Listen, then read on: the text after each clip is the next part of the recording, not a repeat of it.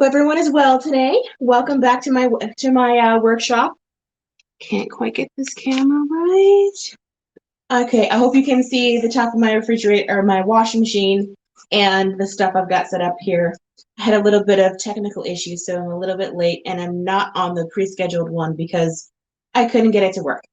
But anyway, we persist. Hello. If we have not met yet, my name is Quincy Adams, and I want to help you grow some of your own food in a small space on a budget.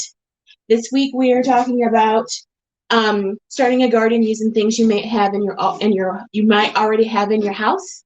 Yesterday we talked about where to look for some of these things that you could potentially grow, and today we're going to be talking about how to prep them. And then tomorrow we will be talking about upcycling items that come through your kitchen and your house that would be useful in your garden, because if you're doing container garden or if you're prepping stuff, then you're going to want to have a bunch of small containers.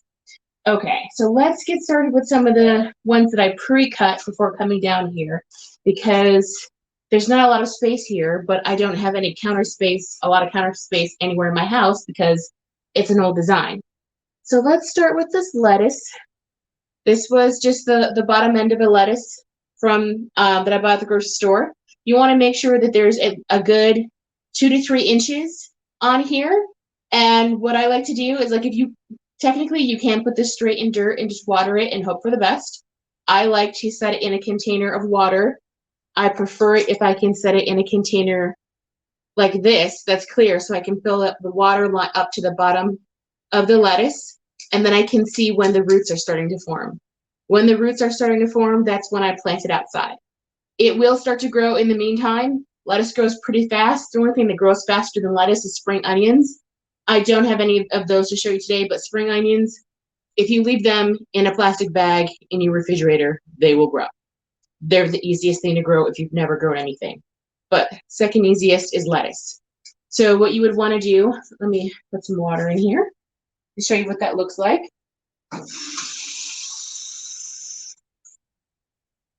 So this might be a little bit too full. This is 3/4 of the way full, and I'm just setting the lettuce on top. So you can see that the bottom of the lettuce is submerged in the water, but not, can you see the water line moving? The water's right here. So the bottom is submerged in the water, so roots can grow from the bottom.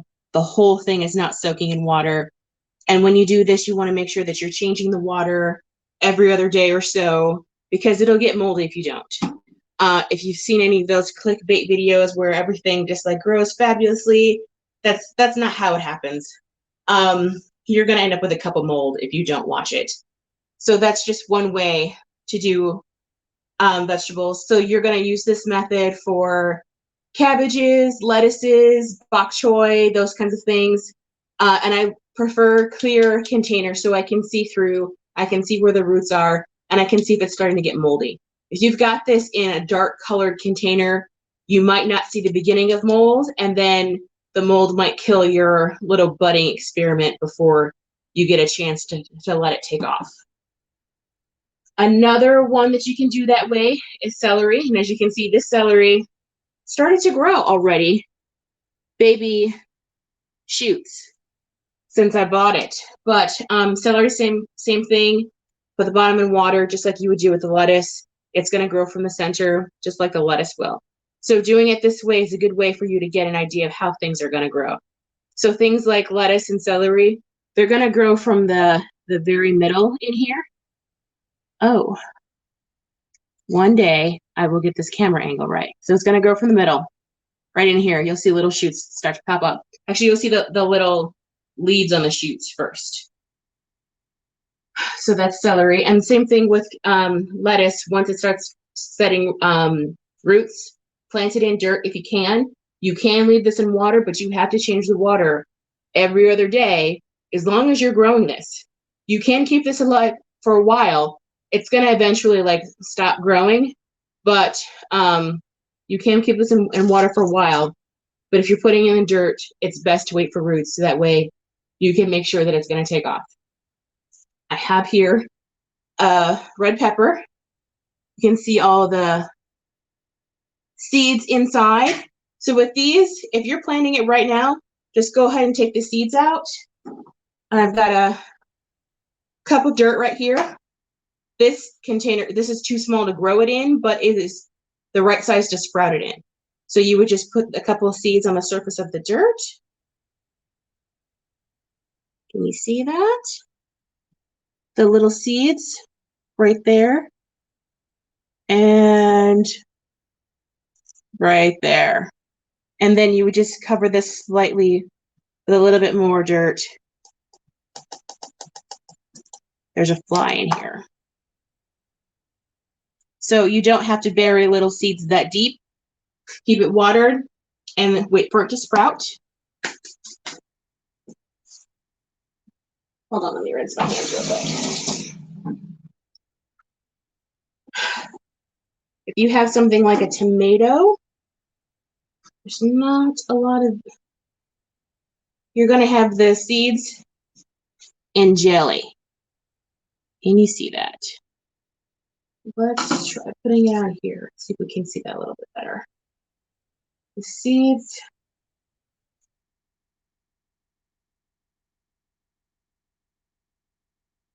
There we go. The seeds are going to be in a glob of jelly. So what you want to do is wash that off. There we go.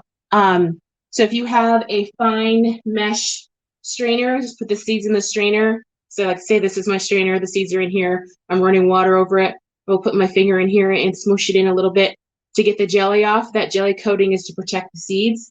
So the seeds can travel through the intestines and come out and still grow up.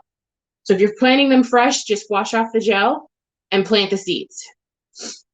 If you plan on saving the seeds for next year, you have to go through a fermenting process with tomato seeds that I will explain another time because it's a little bit more complicated than what we're talking about here. And I will check to see if there's any questions real quick. No questions. Okay. So we've talked about lettuce, we planted some peppers, tomatoes. If you've got garlic, garlic needs to be planted in dirt, regardless of what those videos show.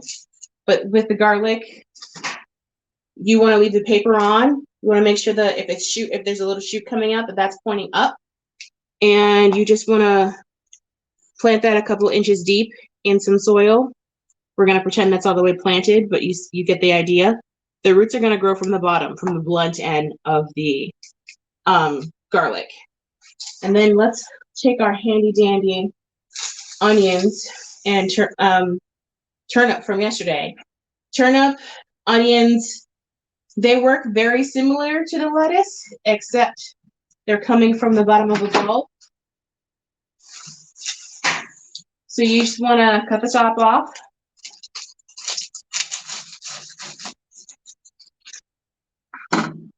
If there's any moldy parts, scrape those off. And then, you also want to take off this paper. This paper is not doing anything for this. But then you want to set this in water just like this. But the roots are going to come from the bottom. The growth is going to come from the top. And with onions, with these turnips, with carrots, any kind of vegetable where you eat the actual plant, it's not going to regrow from a nub. So if I plant this turnip, if I root it out and get it roots, and then I plant it out, it's going to grow lots more leaves. The leaves are edible. It's going to eventually set a flower stalk, and then there'll be flowers, and then I will get seed pods, and I can save those seed pods when they dry out and grow more turnips next year. You can't go bulb to bulb. So if you ate the whole plant, you're not getting another one this go around. You're getting seeds so you can grow more next time. But you can't eat the turnip greens. And the same thing with carrots. You want to put this in water. Do not submerge this. Just put this in a small tray of water so it's like a little bit covered. And same thing. It'll grow leaves. It'll eventually grow flowers, seed pods, but you cannot get another carrot from planting the root end of a carrot. It just doesn't work. Okay, now I need, should have brought more cups now.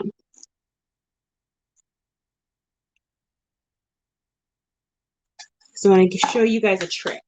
So if you're going to plant some beans or something else like peas that you are dried and you pulled out of the pantry, one way to check them to see if they're going to do anything is to soak them in a little bit of water. So I'm putting some water in here. And I would leave this for a couple hours or overnight to see if anything happens with the beans. When they sprout, the same thing with peas. I'll put some of those in here too. They'll split open and a little root tail will pop out. And then at that point, you'll know that the seed is viable to grow into a plant, and you can plant those in dirt. Or with peas, if you want to grow them for pea shoots instead of getting the whole plant with peas and beans, you can plant them in a shallow dish, kind of like my handy dandy foil. I'll show you just a second.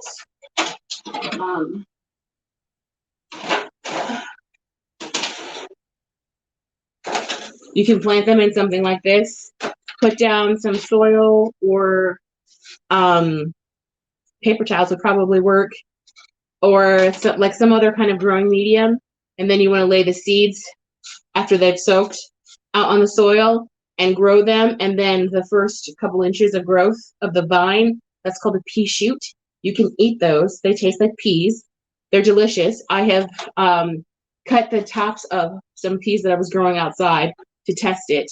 And I'm definitely going to be growing some pea shoots in one of these containers. So I will give you guys updates on how that works out. But that's something that you can plant and have in about 4 weeks and add to your salad in addition to your lettuce and your celery, tomatoes and garlic and peppers you're not going to get anytime fast. But you could do some green onions, some turnip leaves, some carrot leaves, some lettuce, and pea sprouts, or pea shoots actually, and have a nice little salad.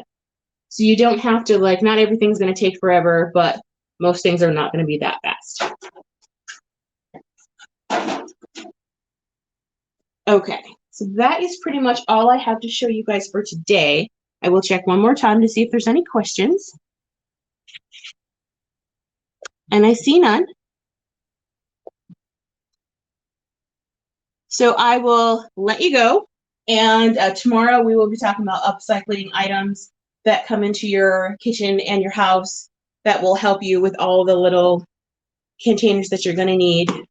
And then I will also give you an update on these if they sprout. And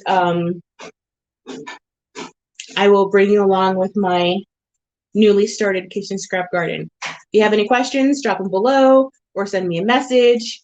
If you have any other questions about what I'm growing, check out my lower garden tour video. I did not get to an upper garden tour video today, but I will before the end of this week. So questions, drop them. Otherwise, I hope this was helpful. I hope it was, or at least entertaining. And have a good night, guys. Stay safe out there.